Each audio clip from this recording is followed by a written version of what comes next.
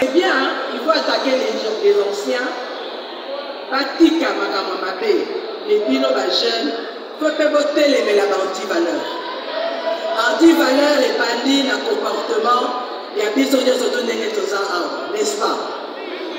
Anti-valeurs, et ça, ceux qui bolingi, koto saté, voilà comme anti-valeurs. Anti-valeurs, ceux qui ont que ministre d'État et justice a nommé Awat. Bino nyo se tourne que boza Awat. Nani a lobby les lots et nani a trichate. Oui, bisama. Bazali la salle. Merci. La consepe la base à l'épelé. La consepe la base à l'épelé parce que ça est le tout ya. Ngai boko otuna bango ba yebi ngai banana tanga. École primaire qui n'a signé ça, pour bien la tricher, pour bien la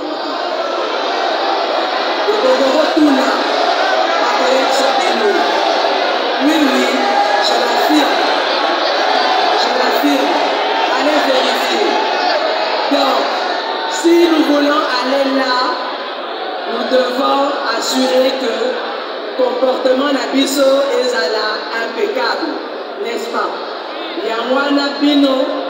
Campagne tozosala lelo eza pona bino eza pe po bino bolakisa bamisusu oyo bazwa na nsima na bino, n'est-ce pas? Je vais poursuivre avec mon discours. Mesdemoiselles, mesdames et messieurs, distingués invités,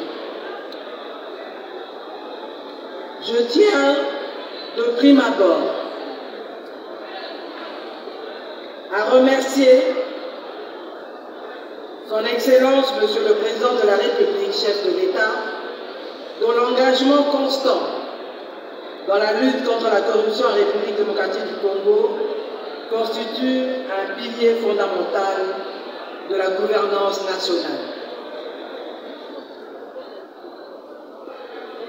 Son implication déterminante dans l'organisation de cette campagne nationale de sensibilisation à la lutte contre la corruption et d'appel au patriotisme, dont nous procédons aujourd'hui au lancement officiel, témoigne encore une fois de sa volonté à placer le pays sur la voie d'un développement durable.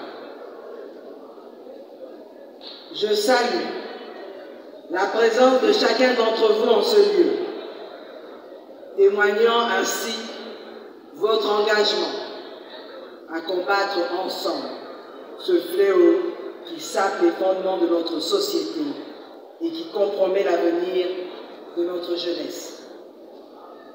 Mesdemoiselles, mesdames et messieurs, comme vous le savez, les Nations Unies ont placé la lutte contre la corruption en cette année 2025 sur le thème de l'implication de la jeunesse que vous êtes.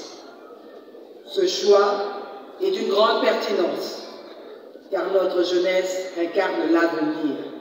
Et en prenant pleinement conscience des ravages causés par la corruption, elle doit s'imprégner et promouvoir les valeurs d'intégrité afin d'impulser une transformation profonde et durable de notre société.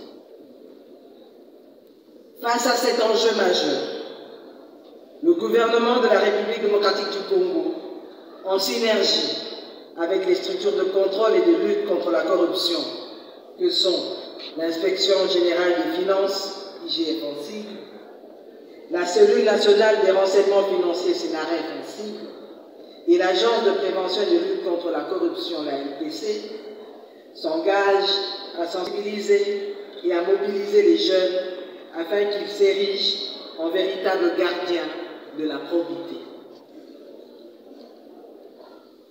Nous voulons nous affranchir de cette corruption qui gangrène nos institutions, freine le développement économique et accentue la pauvreté dans notre pays. C'est pourquoi Son Excellence, Monsieur le Président de la République, chef de l'État, Monsieur Félix-Antoine Tshisekedi Tshilombo, a fait de la lutte contre la corruption une priorité essentielle et stratégique de son mandat. Son engagement indéfectible se traduit par des actions concrètes et des avancées notables. À titre illustratif, en décembre 2024, il a personnellement honoré de sa présence les assises africaines de commémoration de la Journée internationale de lutte contre la corruption, organisée à Kinshasa par la République démocratique du Congo. Grâce à cette volonté politique affirmée par le chef de l'État, notre pays a enregistré des progrès significatifs dans les classements internationaux, notamment au niveau de l'indice de perception de la corruption publié par Transparency International, conséquence de cette implication personnelle du chef de l'État. Toutefois, en dépit de ces avancées, il faut admettre que le chemin à parcourir demeure encore long et semé d'embûches. D'où la nécessité de redoubler d'efforts et de renforcer nos mécanismes de prévention et de répression. Voilà pourquoi cette campagne vient